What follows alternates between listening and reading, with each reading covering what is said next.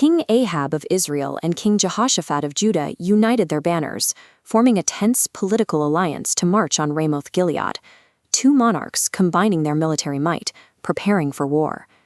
Ahab sought a divine stamp for his ambition, but only from voices he could control.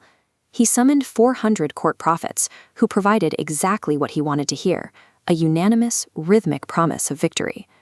We often mistake our own reflection for truth. Human nature gravitates toward the comforting lie that validates our current path, making us experts at ignoring the harsh realities that stand in our way. Surrounding oneself with voices that only echo personal desires replaces true unity with a dangerous, self-deceiving trap. Curious, slightly tense, Jehoshaphat sensed the artificiality of the performance. Uncomfortable with the overwhelming, unquestioning agreement, he demanded to hear from a true prophet of Yahweh. Reluctantly, Ahab sent for him.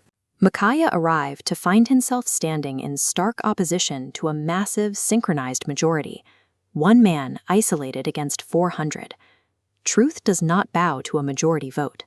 Evaluating reality requires the spiritual discernment to separate popular applause from divine decree, recognizing that the loudest crowd is often entirely wrong. Artificial harmony demands a steep price.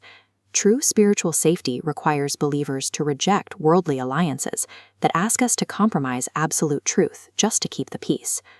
Micaiah looked past the kings and the armies, describing a terrifying vision of the heavenly council that recontextualized the entire conflict.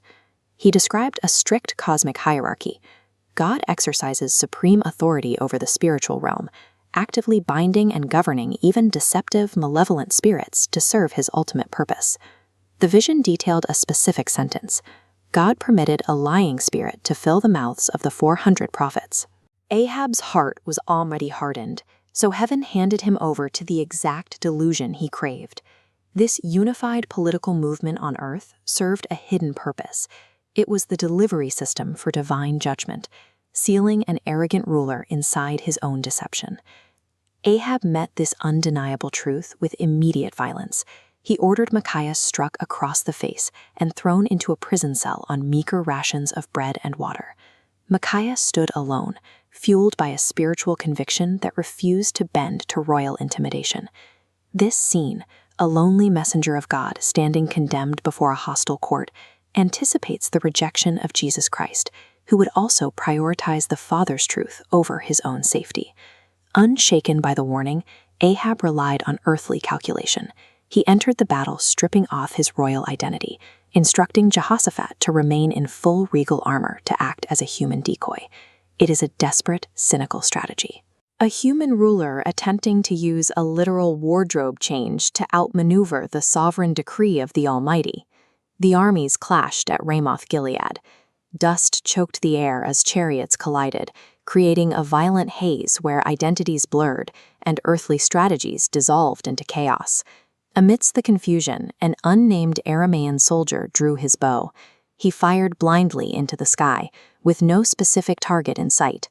The arrow cut through the chaotic winds, bypassed the shields, and found the single microscopic gap in the joints of Ahab's disguised armor. Propped up in his chariot to keep his troops from routing, Ahab bled out slowly as the sun set. His clever disguise failed to buy him even a single day of life. In a universe governed by a sovereign God, luck does not exist. That blind, wandering arrow was the precise, inescapable execution of divine justice. The battle ended in retreat.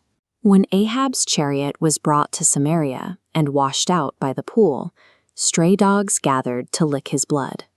It is a grotesque image, matching exactly, down to the letter, the warning delivered years earlier by the prophet Elijah. Every word spoken against the king came to pass. Ahab's death serves as a historical confirmation. The same God who measured out justice at a Samarian pool remains the final judge for all who attempt to live in opposition to his truth. Ahab swapped his crown for standard infantry gear, believing he could hide in the crowd. But before the omniscient gaze of God, every disguise is completely transparent. We have to examine our own defensive layers. We lean on worldly cleverness, construct masks of competence, and curry pleasing lies to dodge accountability. True security is never found in the shadows of self-deception.